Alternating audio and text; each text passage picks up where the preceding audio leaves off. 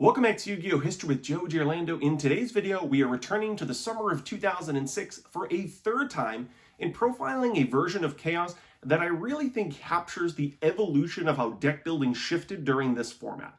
At the beginning of the format, we had Chaos Return variants dominating with 3 Chaos Sorcerers and 3 returns from the different dimensions. We then watched the evolution of Recruiter Chaos designed to explicitly defeat return from the different dimension Chaos decks by main decking 6 Recruiters and 3 Royal Decrees.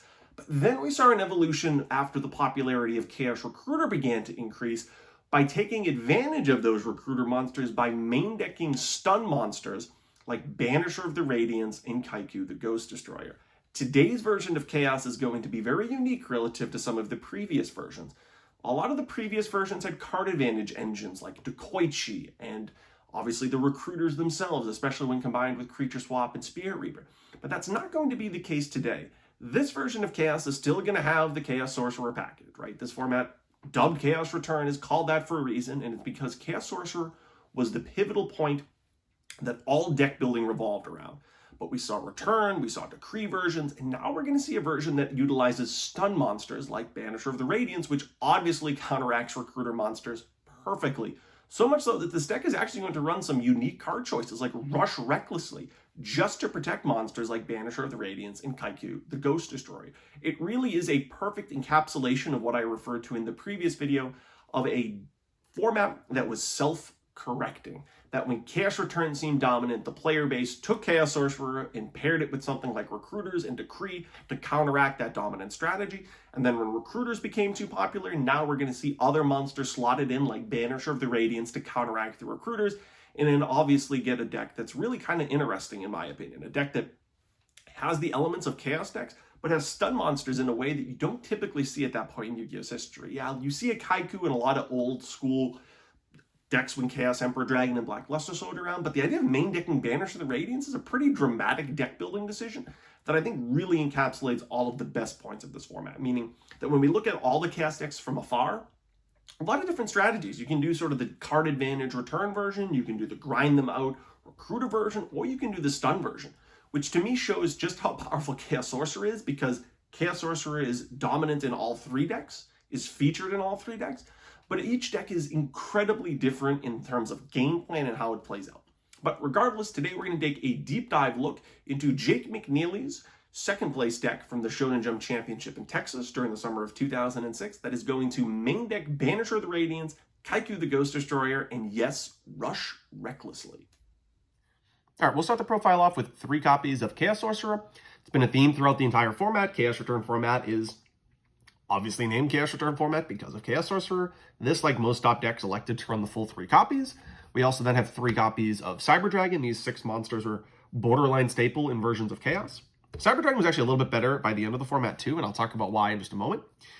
Then we have some of the 2-ofs. We have 2 copies of Spirit Reaper and 2 copies of Magician of Faith to go along with 2 copies of Mystic Tomato. So we have a little bit of a recruiter package with the Reapers and the Tomatoes. Jake Neely actually ran 3 copies of Reaper, but I elected only to profile 2 here. The 2 Mystic Tomatoes is a little bit of a liability, and I'll talk about why in just a moment when I get into monsters that are actually in this deck. But nevertheless, a small little recruiter package. We have Reapers, we have Sang, we actually even have a Cyberstein in the deck, and I'll talk more about that in a bit too. Magician of Faith is sort of just one of those generically powerful, across-the-board strong light monsters. This deck's not going to have Tsukuyomi and really try to exploit it to the extent that maybe some of the other Chaos decks do. But you still run it. It's Magician of Faith. It's a light monster. Graceful Charity, Confiscation, Heavy Storm, Snatch Steal. All those cards are legal, so we're still going to run the 2 Magician of Faiths. What makes this Chaos deck a little bit different, because so far you're probably like, all right, so what's the exciting part? This is just like all the other Chaos decks. Well, Jake McNeely and others elected to main deck 2 copies of Kaiku the Ghost Destroyer and 2 copies of Banisher of the Radiance, which really make this an anti-meta Chaos deck. First, Banisher of the Radiance. The last time we talked about this format, we went and looked at Chaos Recruiter, a deck with 3 Shining Angels and 3 Mystic Tomatoes, whose entire game plans were to clog up the field. Well, with Banisher of the Radiance on the field, all of a sudden those Recruiter monsters simply don't do anything. Now, the opponent could be running Return from the different dimension, and there's a little bit of a risk there, but by and large, 1 Banisher on the field can make it so that you, one by one, clear all of their Recruiters without triggering any of their effects. And you don't even necessarily have to attack with Banisher. Now, obviously, you can attack over a Recruiter. That is an option. But you can just drop Banisher, and all of a sudden, this clogged board state turns into your advantage because now you can use your Cyber Dragons and some of your other monsters just to attack over their maybe defense position recruiters and allow you to clear them all out without ever triggering the Destroy by Battle effect. Kaiku, obviously in a format with multiple Chaos monsters, is really powerful. Kaiku has always been really good in formats with Chaos monsters, whether that was the original Chaos Emperor Dragon iterations, a little bit of Go Control. Even in modern day Go Control, people play Kaiku the Ghost Destroyer. Obviously, if we're going to play a format where basically everyone's running 3 across the board, even in anti-meta decks like this one, Kaiku obviously has a great spot. This deck's even going to make some deck building decisions in the spell lineup to support Kaiku, maybe a little bit more than other decks. So it's really these two normal summon, somewhat beat stick monsters that make this version of Chaos a little bit different than some of the others that we've been profiling. And then we just have some sort of power one-ups. We have Breaker, which is a pseudo-staple, DD Warrior Lady, which is a pseudo-staple. I think it's an okay card. It does get rid of Spirit Reaper, and there's 3 Spirit Reapers in a lot of decks. It does do well against recruiters. You don't have Shining Angel, so I don't, in retrospect, love DD Warrior Lady much as a card, but it was nevertheless in a lot of decks at the time. We have 1 copy of Sanguine, which obviously goes really well with Mystic Tomato, and an Azure Priest, which is really good against opposing recruiter monsters. And then Jake McNeely elected to run 1 copy of Cyberstein. We're going to start to talk a little bit about the idea of Tech Cyberstein in this format. It's just one of those cards that occasionally things line up where the fact that you drew it early on in the game, or you searched it with the Sanguine, or even a Mystic Tomato, just wins you the game. It's not like Cyber End Dragon or Cyber Twin Dragon or Blue Eyes Ultimate Dragon innately on the field is impossible to deal with, right? Your opponent has Chaos Sorcerer, Sakuratsu Armor, Snatch Steals, Torrentials, Mirror Forces. But there are just those game states where you whittle down your opponent's resources. You are playing Royal Decree, where Cyberstein can just win a game that no other card in the game would have. Personally, I would never really advise the whole Tech Cyberstein, put a Cyberstein in your deck concept. I personally do not find it all that great. But you do see decks, you do see players that have a lot of success with that Tech Cyberstein with a little bit of a support engine, right? The Tomatoes and the Sang can give you a little bit of a support for the Cyberstein. And it's obviously an incredibly powerful card. And you don't even necessarily just have to access one of those OTK cards like Cyber End. You have access to Ojama King or King Dragoon or some of the other ones that can sometimes steal games too. So I included it because Jake McNeely did. Personally, I was not a big fan of Tech Cyberstein, but I've yet to profile a deck in this format with the Tech Cyberstein, so I felt like this was a good time to do so. For the spell lineup, we have double low mana crossout, which is sort of a pseudo staple. What makes this deck a little interesting is Jake actually got second place with 2 copies of Rush Recklessly in this deck. This card's kind of cool. It's a quick play. Boost the monster's attack by 700. Very simple. But if your game plan really is to protect Kaiku and Banisher the Radiance, it's really hard for your opponent to deal with these 2 monsters with Rush Recklessly set, right? They summon Cyber Dragon and attack. You're going to hit them with Rush Recklessly. I'm already going to tell you now that this deck's playing a Decree package, so it's not like Sakuratsu Armor is as good of a card. And it makes it so that even with Decree phase up, you have a quick play card that you can activate in response to an attack that actually kills your opponent's monster, right? They attack with Cyber Dragon, you rush recklessly and damage step. Now you have a monster with 2,500 attack or 2,300 attack. That either crashes with Chaos Sorcerer in the case of Banisher, which obviously isn't great, or attacks over basically anything in the format in the case of Kaiku, including Monarchs, which are usually the attack threshold for monsters that you would anticipate in most decks, the Borg being the most common Monarch because it was light. So double Rush Recklessly is actually pretty good here because it counteracts the big monsters that you could see as threats to these 2, and it keeps them on the board, which might lock your opponent out of being able to actually continue on with their game plan. So double Rush Recklessly might seem like a little bit of an odd inclusion, but it made a lot of sense in this deck, especially because we're playing Royal Decree. Then we have some pseudo-staples cards that have been in a lot of the Chaos decks. We have the Spell and Trap card removal. We have some of the sort of pseudo-staples back in the day, Snatch Steal, Premature Burial. We have obviously Graceful and Confiscation. Confiscation wasn't a staple, but it was in a lot of decks. And decks with, I think, Magician of Faith definitely should run Confiscation. It's not quite as game-breaking maybe as Duo plus Magician of Faith in Goat format, but Confiscation plus Magician of Faith is still pretty good.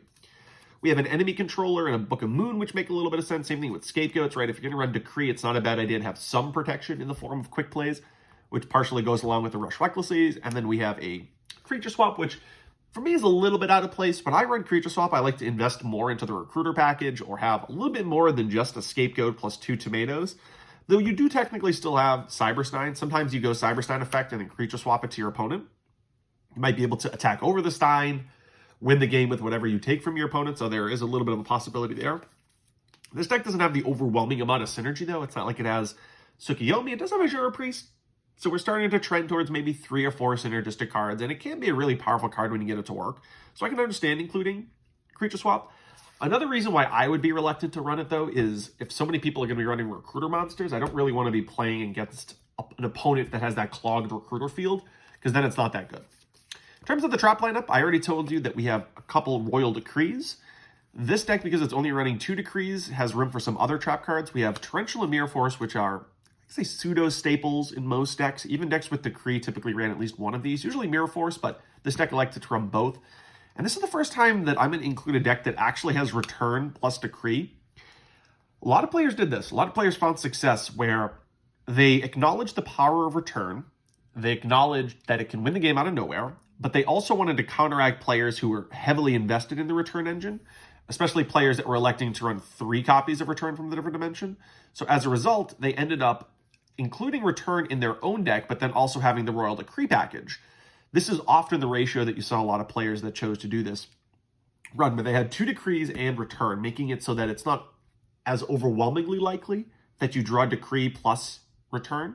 And you can obviously sculpt the game such that you don't have to flip Decree unless it's absolutely essential and make it so that the Return is live. And Return is just so powerful in and of itself. So I can understand that.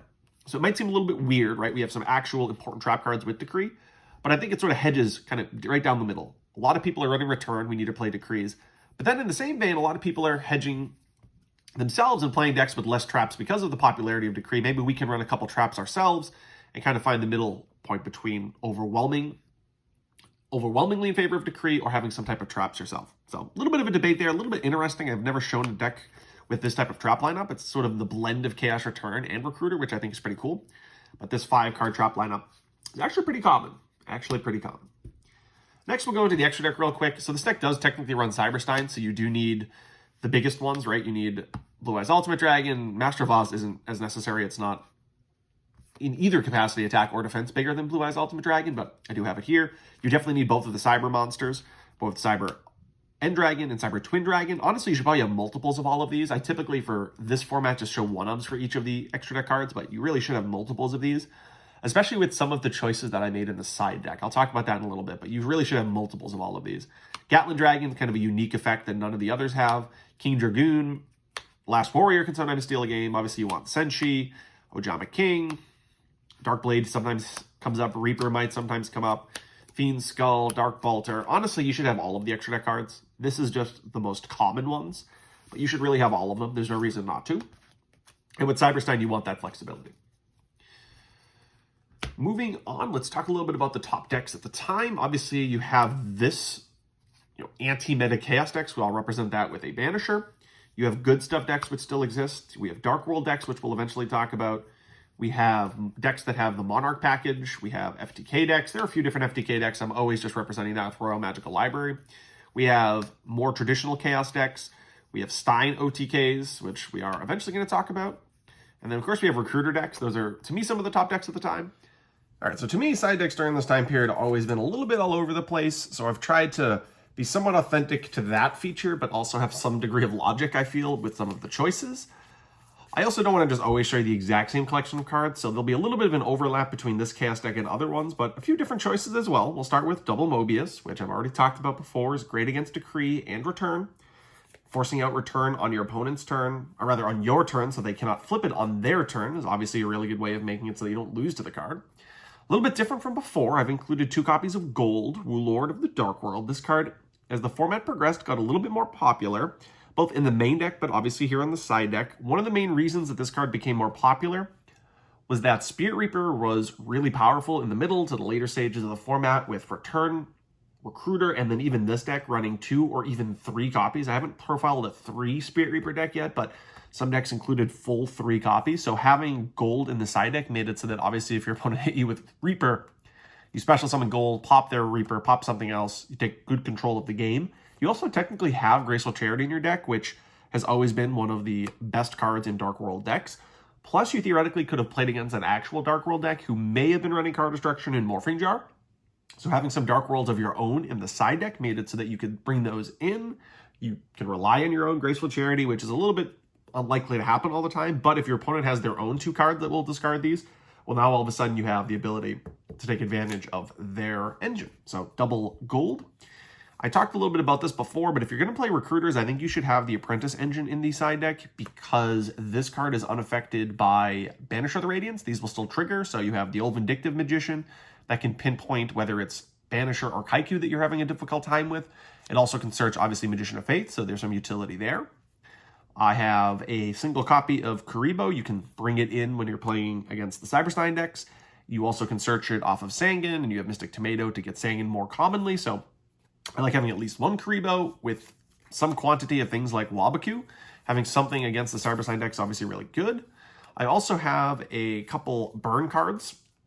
A lot of decks during this time period had between 0 to 3 cards that are obviously just blatant negative ones, but inflict burn damage, and if you go into time, can really matter. So I elected to put in the Ceasefire, which I've always included as sort of that singleton burn card, but I put a couple Poison into the Old Man.